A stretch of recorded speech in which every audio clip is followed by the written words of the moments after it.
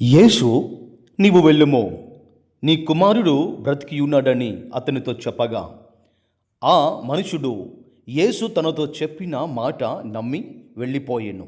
యోహాను 4:50.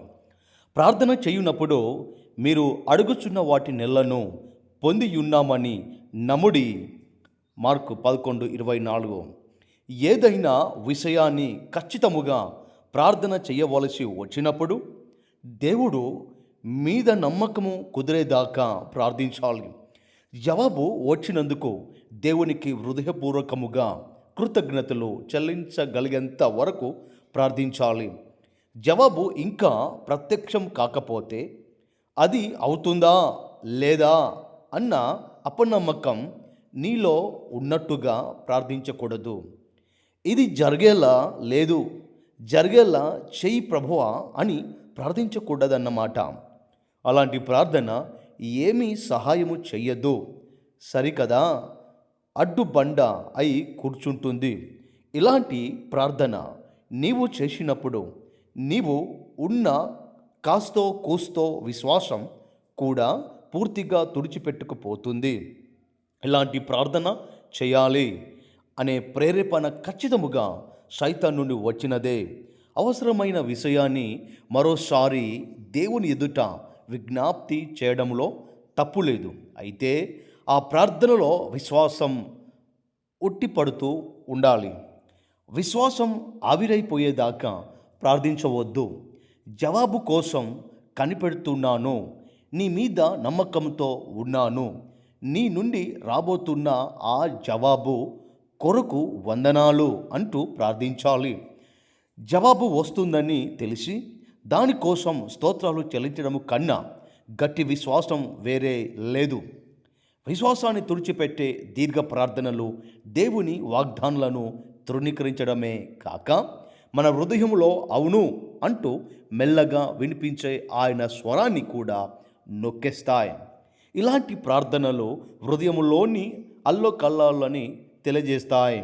అల్లోకల్లోనికి కారణం జవాబు రాదన్న అపనమ్మకమే. విశ్వాసులమైన విశ్వాసము ఉన్న మనము ఆ విశ్రాంతిలో ప్రవేశించుచున్నాము. హెబ్రీ 4:3. విశ్వాసాన్ని ఇంకింపజేసే ప్రార్థన ఎలా వస్తుందంటే, దేవుని వాగ్దానం గురించి పట్టించుకోకుండా మనం అడిగిన విషయం ఎంత అసాధ్యమైనదో అన్న దాని మీద మనసు లగ్నం చేసినప్పుడు వస్తుంది. అబ్రహాము తన శరీరము మృతతుల్యమైనట్టు భావించెను గాని ఆ విశ్వాసము వలన దేవుని వాగ్దానమును గూర్చి సందేహింపక. రోమా 4:19-20. విశ్వాసాన్ని వాడిపోయేలా చేసే ప్రార్థనలు మనం చెయ్యకుండా ఉండేలా జాగ్రత్త పడదాం. విశ్వాసం అన్నది ఒక ఆలోచన కాదు, ఒక దృశ్యం కాదు, ఒక వివేచన కాదు.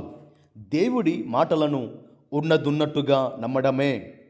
ఆందోళన ఎప్పుడు మొలకెత్తుతుందో విశ్వాసం అప్పుడే వాడిపోతుంది. నిజమైన విశ్వాసం పుట్టడమే ఆందోళనకి స్వాస్తి. అన్నీ చక్కగా అమరుతూ ఉంటే నువ్వు విశ్వాసాన్ని ఎప్పుడూ నేర్చుకోలేవు. నిశ్శబ్దమైన వేళలో దేవుడు తన వాగ్దానాలను మనకిస్తాడు.